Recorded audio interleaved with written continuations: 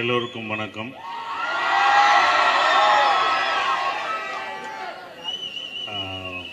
நான் பக்கத்து ஊர் தான், முத்தங்குடிங்கன்னா நான் பக்கத்து ஊரில் தான் இருந்திருக்கேன். அடிக்கடி கிராஸ் பண்ணி போவேன். ஆனால் இவ்வளோ பெரிய காலேஜ் இதுக்குள்ளே இருக்குன்னு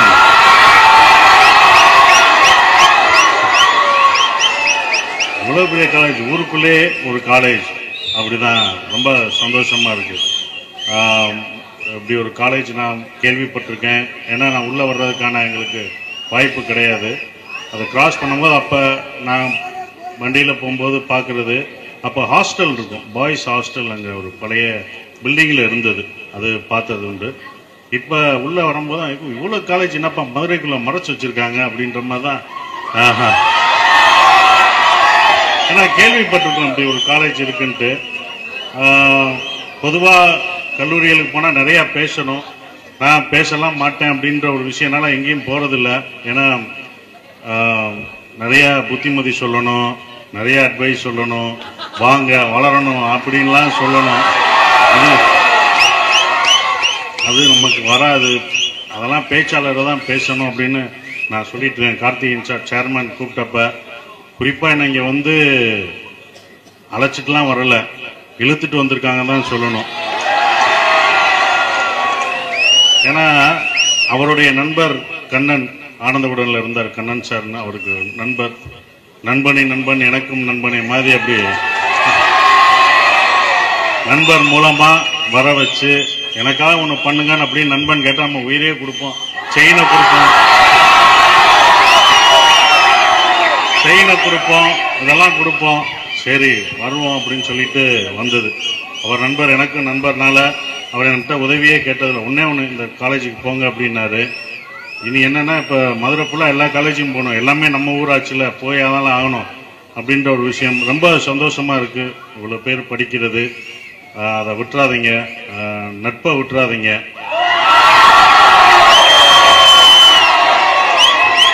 நான் சொல்லுவேன், நட்புக்கு ரொம்ப நான் இது கொடுப்பேன். அது என் படத்திலே வரும், குத்துனது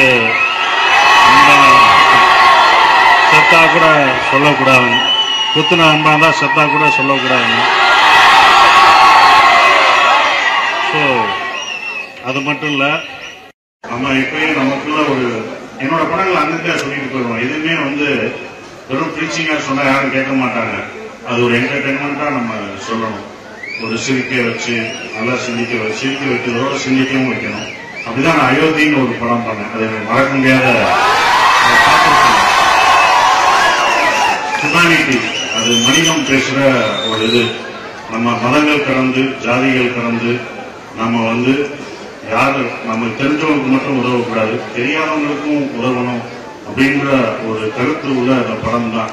அது எனக்கு உடனே இன்ஸ்பயர் ஆச்சு, இந்த படம் பண்ணணும், நடிக்கணும் அப்படின்னு சொல்லி தான் நான் அந்த படம் நடிச்சேன். அது வேற நல்ல இதாச்சு, எல்லாருக்கும் போய் சேர்ந்தது. அந்த மனிதன் நமக்குள்ள என்னைக்கும் இருக்கணும்.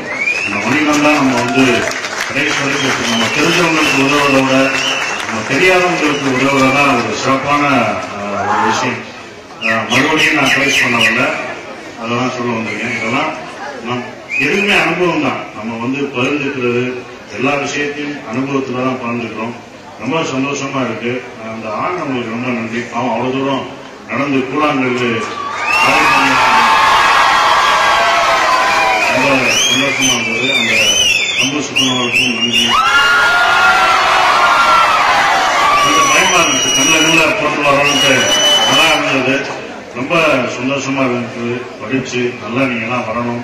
ஸோ இப்போ நான் வந்தது என்னன்னா உங்களெல்லாம் வந்து ஊக்குவிக்கிறதுக்கு தான், உங்களை என்கரேஜ் பண்றதுக்கு தான் நான் வந்து நிற்கிறது.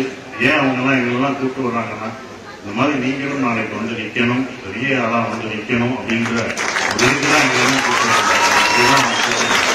அந்த எண்ணத்தையே உங்களுக்கு கொடுக்கணும். அவங்க வந்து நிற்கணும்னா நானும் எல்லாருமே ஒரு விதத்துல கஷ்டப்பட்டு தான் வருவோம். எல்லாரும் அந்த கஷ்டத்தெல்லாம் மறந்துடும்.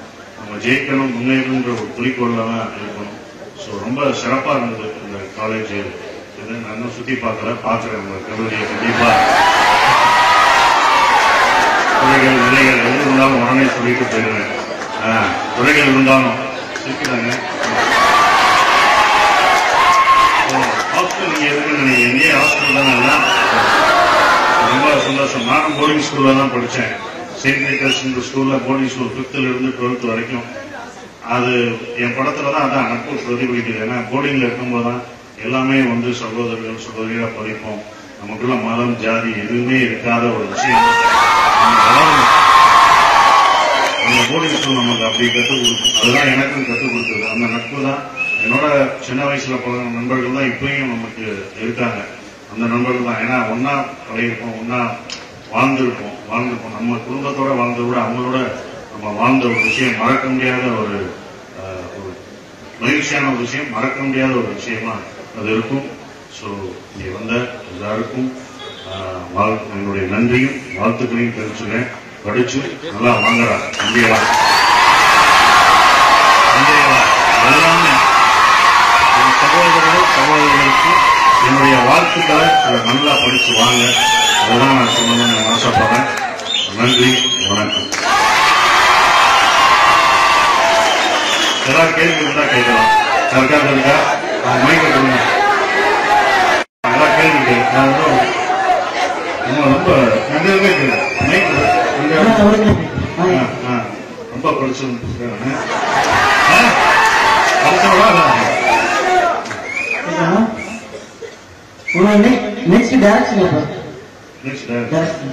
இந்த வருஷம் அது மதுரையில தான்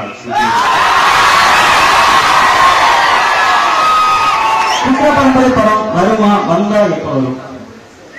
ப்ரொடியூசர் தான் கேட்கணும். அது நான் ரெடி பண்ணி நாங்க ரெடியா இருக்கோம். லாஸ்ட் ஆக லேட்டா உங்களோட ஃபேவரட் டயலாக் என்ன சார்? இல்ல குற்றா பரம்பரையினோட ஞாபகம். குற்றா பரம்பரை வந்து அது பிரச்சனையா இருந்தது பாரதிராஜா சாருக்கும் பாலா சாருக்கும். அப்புறம் அவங்க சரியாயிட்டாங்க. 2 பேரும் என்ன எடுக்க சொன்னாங்க. ஸோ நான் பொதுவான ஆளுனால என்ன எடுக்க சொன்னாங்க. பட் அது வேற ஒரு காரணங்களால தடைப்பட்டு உங்களோட ஃபேவரட் டயலாக் கேட்கும். இப்பதான் சொன்னீங்கல்ல குத்துனது.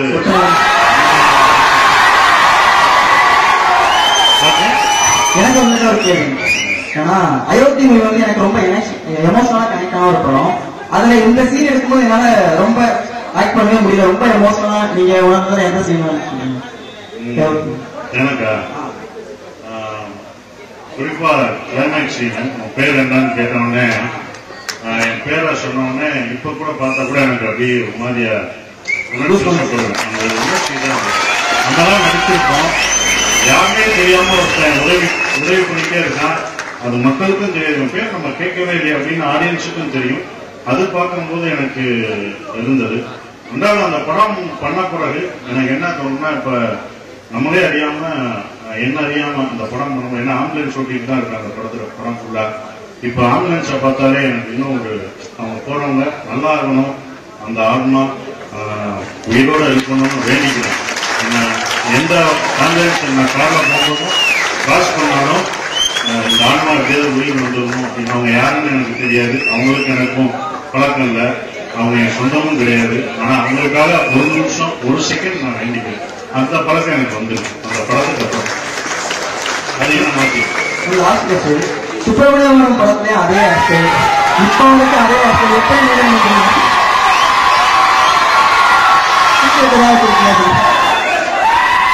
மதுரையில அடுத்து சுப்பிரமணிய படம் கிடையாது.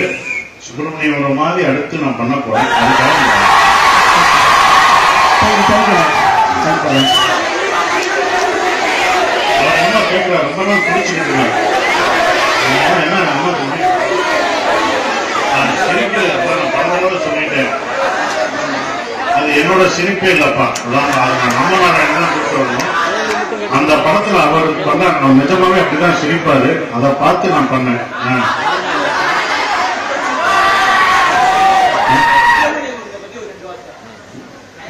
எனக்கு ஆனா நீ கேட்கறது ரொம்ப சந்தோஷமா இருக்கு. இத்தனை வருஷம் கழிஞ்சு சுப்பிரமணிய படம் நிக்கிறது அப்படின்றது ரொம்ப சந்தோஷமா இருக்கு.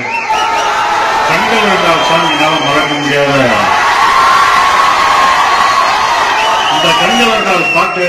முதல் பாட்டு வேணாம்னு நினைச்சிட்டு இருந்தேன். இருப்பா பாடலாம் முடியாதுப்பா.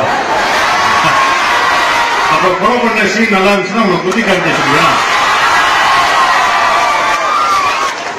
அதனால இந்த பாட்டு என்னன்னா இங்கே மட்டும் இல்ல, தமிழ்நாட்டுல மட்டும் இல்ல, நான் கேரளா போகும்போதும் கேரளாலையும் அந்த பாட்டு வந்து ரொம்ப ரொம்ப நேசிக்கப்பட்ட ஒரு பாட்டு, ரொம்ப பிரபலமடைஞ்ச பாட்டா இருந்தது. ஸோ அது மறக்காது. ரெண்டாவது அந்த கிளைமேக்ஸ் சீன் எனக்கு ரொம்ப பிடிச்சது. இதுதான் சுப்பிரமணிய இந்த பாட்டு பாடுறது, டான்ஸ் ஆடுறது, அந்த மாதிரி தப்பான வார்த்தைகள்லாம் இங்க தொடர்பு இருக்கக்கூடாது. அந்த கேம்பஸ்ல பாடுறது, விசில் அடிக்கிறது,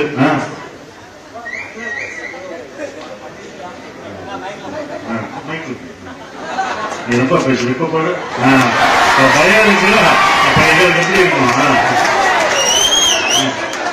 அனுராக் காய்ச்சிய போல ஒரு படம் இருக்குமா, பண்ணுவீங்களா அப்படின்னு இல்ல இருந்தது. அது கொஞ்சம் தள்ளி போயிடுச்சு. அதான் குற்ற பரம்பரையில நான் ஹாட் ஸ்டாருக்கு பண்ற மாதிரி இருந்தது. அதுல அனுராக் சார் ஒரு கேரக்டர் நான் வச்சிருந்தேன். அவரை போய் பார்த்து பேசி, நீங்க போட்டோலாம் பார்த்துருப்பீங்க.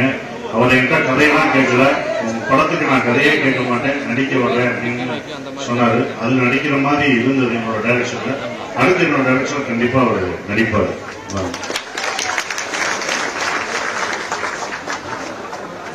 போட்டோ நீ பேசுனதுக்கு நான் போட்டோ எடுக்கிறேன்.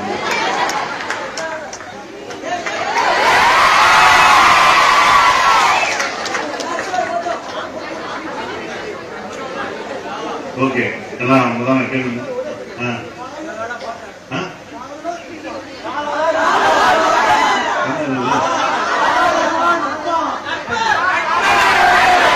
எப்பவுமே நட்புதான் காதலாம்.